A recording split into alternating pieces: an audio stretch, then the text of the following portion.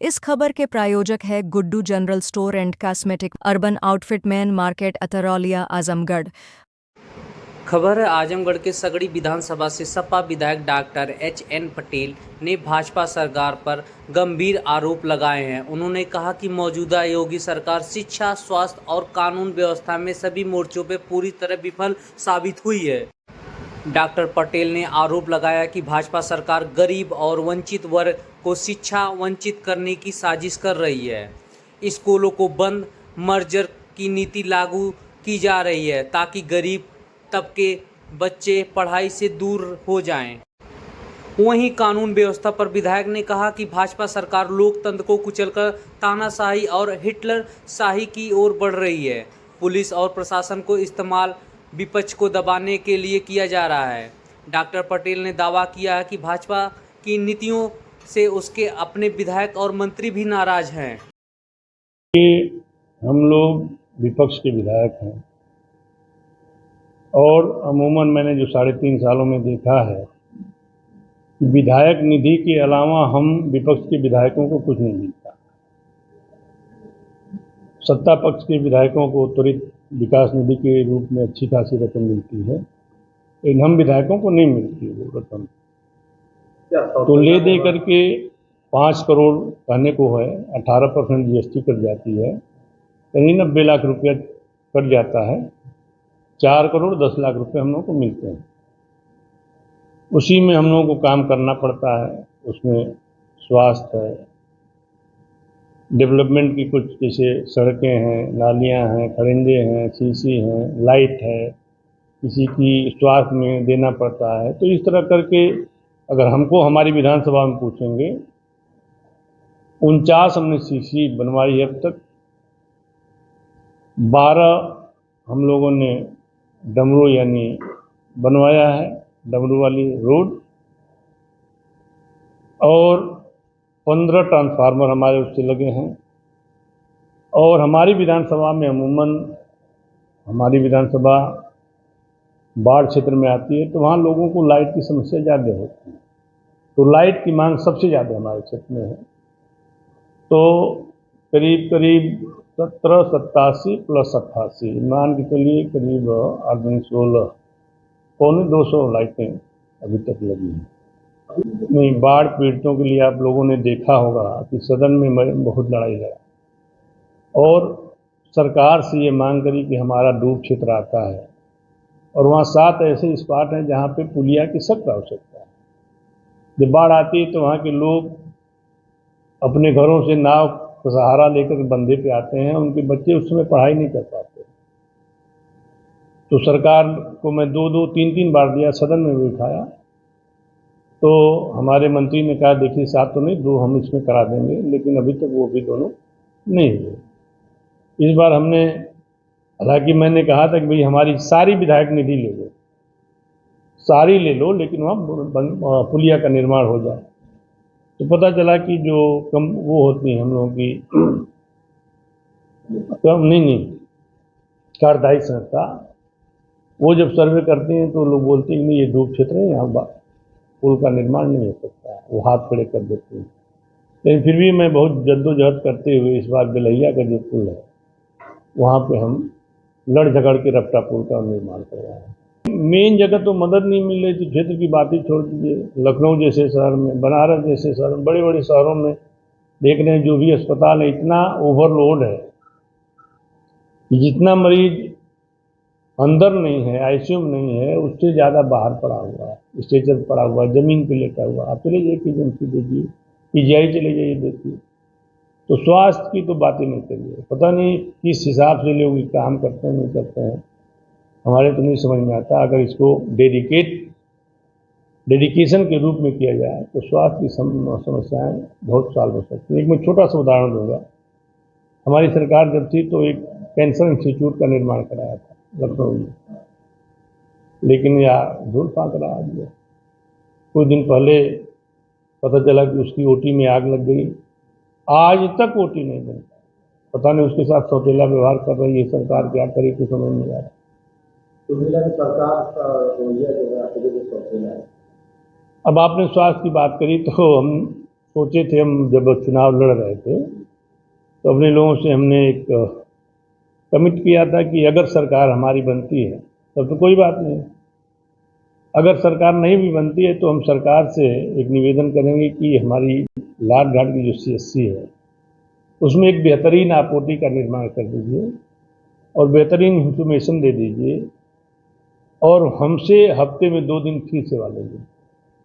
ये बात जब मैंने स्वास्थ्य मंत्री से करी तो उन्होंने स्पष्ट इस पर असहमति जताई कि अगर आपके क्षेत्र में एक जगह ऐसा होता है तो सब जगह लोग मांग करने शुरू कर देंगे। तो हमने कहा सर ऐसा है कि सारी विधानसभा के लोग डॉक्टर तो हैं, मैं तो अपनी सेवा देने के लिए तैयार हूँ समाज को, बशर्ते वहाँ अच्छी सुविधाएं हो तो। खैर वो भी ठंडे बस्ते में चला गया।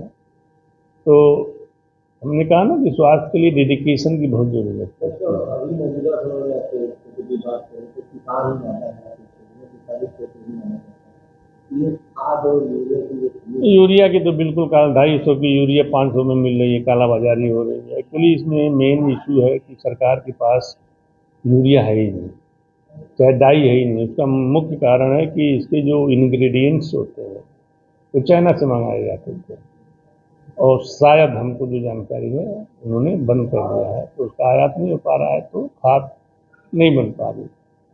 तो जो स्टॉक में खाद है उसी को लोग ये दे रहे हैं, उसमें भी कालाबाजारी इतनी है कि 500 मतलब 250 की खाद 500 में मिल गई। तो मैं तो जब से पैदा हुआ हूँ, हमारा देश कृषि प्रधान देश है, परंतु जब से मैं पैदा हुआ सबसे अगर कोई जिल्लत झेलता है, सासत झेलता है तो किसान ही। अभी आपने देखा होगा पिछली बार हमारे फरवरी बीतने जा रही थी और हमारे क्षेत्र में किसानों की गन्ना वैसे की वैसे खेतने पड़ी थी। मार्च में हमने बहुत लड़ाई लड़ी सदन में, 3 बार हमको मौका मिला, तब जाके मार्च लास्ट और अप्रैल के फर्स्ट वीक में गन्ना यहाँ से उठाया गया। तो किसान वास्तव में बहुत बेहाल है, वास्तव में बहुत बेहाल है। क्या लगता है मौजूदा सरकार विपक्ष की बात को बिल्कुल नहीं? अरे अपने पक्ष के लोगों की बात ही नहीं सुन रही, विपक्ष की बात ही छोड़ दीजिए। अपने उनके विधायक देख लीजिए, उनके मंत्री देख लीजिए, उनकी बात ही सरकार नहीं सुन रही, तो हम लोग ही कहाँ सुनेंगे। अगर आप लोग की सरकार बनती, आप अपने क्षेत्र के लिए पहला काम क्या? नहीं देखिए, सरकार अगर बनती है तो क्षेत्र के लोगों की जो मांग होगी, जिसको प्राथमिकता के रूप में लोग मांगेंगे, हमारे नेता ऐसे हैं स्वभाव के कि अगर क्षेत्र की जनता को अगर मांग करी प्रायोरिटी के रूप में कि हमको यही चाहिए, और मैं जाके अपने नेता से कह दूँ कि क्षेत्र की जनता ये चीज़ मांग रही है, हमारे नेता आँख मूंद करके साइन करके उसके बात करें। कुल मिलाकर अगर जनता का समर्थन बनता है लोगों के साथ, आजमगढ़ या पूर्वांचल में पूरा समाधान नहीं होता है। देखिए समर्थन रहता है, लेकिन जनता भी समझती है कि अगर सरकार नहीं है तो विपक्ष के विधायक क्या कर सकते हैं। और विपक्ष की बात ही छोड़ दीजिए, मैं फिर से दोहरा रहा हूँ कि सत्ता पक्ष के विधायक और मंत्री की दुर्दशा है इस सरकार में, तो विपक्ष का विधायक क्या कर सकता है? कुल मिलाकर तानाशाही लगता है।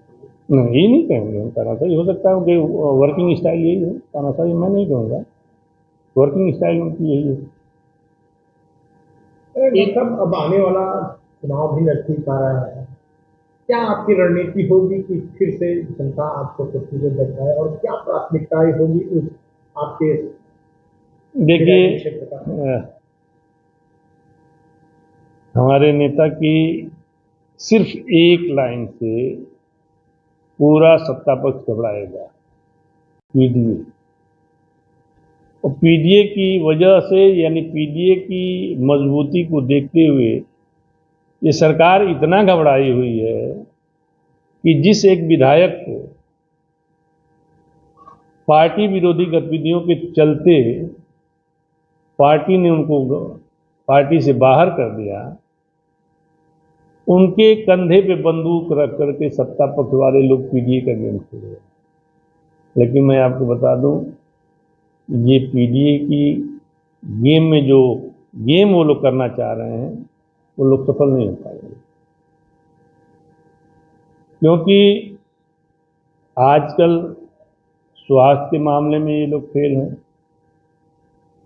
नौजवानों के मामले में फेल हैं, किसानों के मामले में फेल हैं, नौकरी के मामले में फेल हैं, व्यवसाय के मामले में फेल हैं, और सिर्फ एक चीज में ये सफल हैं, collection of money and transfer of money.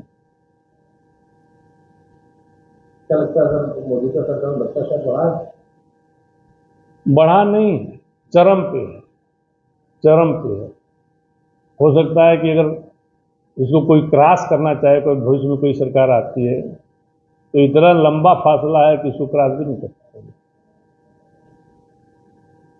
हाल ही में एक विधायक हैं वेदी राम, जो भारतीय समाज पार्टी से विधायक हैं, उनको एक डॉक्टर के हटाने का वीडियो वायरल है। इसको लेके आप एक डॉक्टर हैं, जिस तरह से वो डॉक्टर को तो डॉक्टर लग रहे हैं, डॉक्टर ने अपनी अपने सेवा से कह दिया कि हम सेवा नहीं दे पाएंगे डॉक्टर। देखिए, हमको जो लगता है 15, 20, 22, 25 साल का हमारा जो कैरियर है, मैंने देखा है कि जिस निस्वार्थ भाव से डॉक्टर सेवा करता है, कोई किसी की जान की कोई कीमत नहीं हो सकती। डॉक्टर अगर किसी की जान बचाता है तो उसकी कोई भी कितना हो पैसा दे दे, उसकी जान की कीमत नहीं तोल सकता है। परंतु डॉक्टरों को हमेशा लोग क्यों हे दृष्टि से देखते हैं, हमको नहीं समझ में आता। ले दे के हमको ये समझ में आता है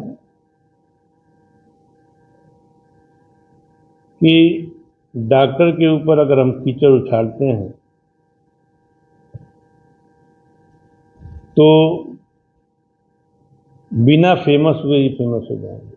और जिस पार्टी का आप नाम ले रहे हैं, उनके नेता ही जब उजूल सुजूल बयान देते हैं तो जाहिर सी बात है कि भोजपुरी में कहावत है कि जैसन काकर वैसन बिया, जैसन माई वैसन दिया। जब उनका नेता ही इस तरह के हैं तो उनके विधायक कैसे होंगे। और डॉक्टरों को हड़काने की जो आप बात कर रहे हैं, तो दूसरे परिप्रेक्ष्य में देखना चाहता हूं कि पहले डॉक्टरी पेशे में ब्यूरोक्रेसी नहीं थी। जो टॉप लेवल का पोस्ट था वहां भी डॉक्टर ही हुआ करता था, लेकिन जब मेडिकल प्रोफेशन को ब्यूरोक्रेट्स चलाने लगेंगे तो स्वास्थ्य विभाग का बेड़ा गर्क होना लाजमी है। तो एक छोटा सा उदाहरण मैं आपको दे रहा हूं। डॉक्टर, अभी आप लोग दिशा की बैठक में रहे होंगे आजमगढ़ में, डॉक्टरों ने जो आयुष्मान के तहत केसें करी हैं उसमें 83 करोड़ रुपया बकाया है। 83 करोड़, और 27 करोड़ ऐसे रुपया है कि जो केस कर चुके हैं, सरकार कही कि इस केस का मैं आपको पैसा नहीं दूंगा।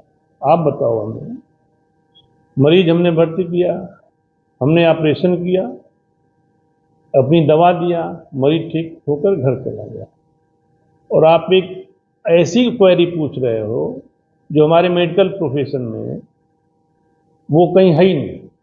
एक उदाहरण के रूप में प्रोलैप्स रेक्टम एक बीमारी है। अब मैं प्रोलैप्स रेक्टम अगर किया तो वहां से क्वेरी आती है कि इसकी बायोप्सी दीजिए। प्रोलैप्स रेक्टम की कोई बायोप्सी नहीं होती, बाद में नहीं मिलती तो केस कैंसिल तो पैसा नहीं। तो जो वहां पे बैठाए गए, हमने कहा ना ब्यूरोक्रेसी अगर घुस गई, तो जो वहां पे क्वेरी करने वाले लोग बैठाए गए हैं वो भी डॉक्टर नहीं। वो जो आईटी सेल वाले लड़के हैं वो ढूंढते हैं कंप्यूटर से कि इसमें क्या पूछा जा सकता है, अनाप शनाप क्वेरियां भेजते हैं और केस कैंसिल हो जाती है। तो अनटिल अनलेस मैं सरकार से आग्रह करूंगा कि कम से कम मेडिकल जैसे प्रोफेशन को ब्यूरोक्रेट से दूर रखा जाए। मेडिकल के ही प्रोफेशन में कोरोना काल में अपने जान की सबसे अगर कोई बाजी लगाया तो मेडिकल प्रोफेशनल ही तो था। जहां अपने माँ बाप की लाश को लोग छूने से या अपने बच्चे की लाश को छूने से, अपने बीवी की लाश को छूने से दूर भागते थे, डॉक्टर ही अपनी उस लाश को उठा करके एम्बुलेंस में लाता था और स्मशान घाट तक ले जाता था। तो मैं तो आप लोगों के माध्यम से सरकार से आग्रह करूंगा कि कम से कम हेल्थ के मामले में, मेडिकल के मामले में, स्वास्थ्य के मामले में इस विभाग को ब्यूरोक्रेट से दूर रखा जाए। SIR के मामले को लेकर आप किस तरह से देखिए, मैं शुरू से ये कहता चला आ रहा हूं कि ये सरकार शिक्षा की विरोधी है। शिक्षा की विरोधी अभी स्कूल मर्जर के पहले में हम लोग कहते चले आ रहे थे, इनकी नई जो शिक्षा नीति आई PPP मॉडल के अनुसार, वही आप जमीन दे दोगे, बिल्डिंग बना के दे दोगे और उसको कोई चलाने वाला उद्योगपति होगा। तो अभी तो यही था कि उद्योगपति होगा तो जो बच्चे हमारे, जो किसान हैं, गरीब तबके के लोग हैं, चलाएगा पैसे वाला, अपनी मनमानी फीस रखेगा, तो उसमें गरीब के बच्चे पढ़ पाएंगे क्या? उसी कड़ी में जोड़ते हुए ये सरकार प्राइमरी स्कूलों को बंद कर रही है। इनकी एक मंशा है कि गरीबों के बच्चे अगर पढ़ेंगे नहीं, लिखेंगे नहीं, तो हमारे अनुसार जो हम कहेंगे उस अनुसार ये चलेंगे। क्योंकि शिक्षित अगर जो व्यक्ति हो जाता है तो वो अपने आप का आकलन करने लगता है, समाज का आकलन करने लगता है, क्या बुरा है क्या भला है सब सोचने लगता है। तो सरकार की जो एक मंशा है कि पाठशाला बंद करो, मधुशाला शुरू करो। उनकी एक बुक हुआ करती थी जो इनकी मदर कह सकते हैं कि संस्था है, उनमें यही था उस बुक में कि शिक्षण संस्थाएं आप बंद करिए और वहां पे अधिक से अधिक मदिरा की दुकान शुरू करिए, ताकि इन गरीब के बच्चे पढ़ लिख न पाए और इनको दारू पीने की लत लग जाए। सरकार उसी पे अमल कर दी रही। सरकार का तो कहना है कि जो खंडर होते हैं विद्यालय उनको बंद किया जा रहा है। आपने बहुत बढ़िया सवाल किया। एक मैं उदाहरण देना चाहूंगा फॉरेन का। एक बच्ची पढ़ना चाहती थी और उसके पढ़ने के लिए साधन नहीं था। जब सरकार को पता चला कि साधन की अनुपस्थिति में बच्ची की शिक्षा प्रभावित हो रही है, तो सरकार ने अपने फंड से उस बच्ची के साधन आने जाने की मुहैया कराई, एक बच्ची के लिए। और यहां तो आप कह रहे हो कि 50 बच्चे नहीं होंगे तो हम बंद कर देंगे। भाई 50 बच्चों में अगर 2 भी बच्चा अगर IAS सिलेक्ट हो जा रहा है तो कितनी बड़ी बात होगी। हम तो कह रहे हैं कि आप 10 बच्चे हैं उनको भी पढ़ाइए। मैं तो आपको अपना उदाहरण बताऊं कि मैं जब तीसरी में गया तो हम लोग 8 ही लोग थे मात्र, और 8वीं तक 8 ही लोग थे। और उन 8 बच्चों में सिर्फ 2 बच्चों को छोड़ दिया जाए तो 6 बच्चे अच्छी जगह पहुंचे। तो 50 तो बहुत। देखिए, पिछली बार जब हम लोग 2022 की चुनाव लड़ रहे थे तो एक पार्टी के नेता हम लोगों के साथ थे, उनका मैं भाषण सुन रहा था कि मैं पिछले 5 सालों में 5 करोड़ रुपया मुख्यमंत्री राहत कोष से लिख चुका हूं। कल हमारे पास, कल की डेट में मैं 21 लाख रुपए पे साइन किया, कल की बात बता रहा हूं। और टोटल अब तक हमने 22 करोड़ 25 लाख कुछ रुपए मुख्यमंत्री राहत कोष से मरीजों के लिए लिए। इस खबर के प्रायोजक है गोल्डन बेकर्स एंड डेयरी, जिनका पता है main market Atraulia Azamgarh. Note हमारे यहाँ ice cream, birthday cake, pastry, patties, नमकीन, बिस्कुट, दूध, दही, घी आदि सभी सामान उपलब्ध हैं तथा ऑर्डर देने पर मटर पनीर भी मिलता है।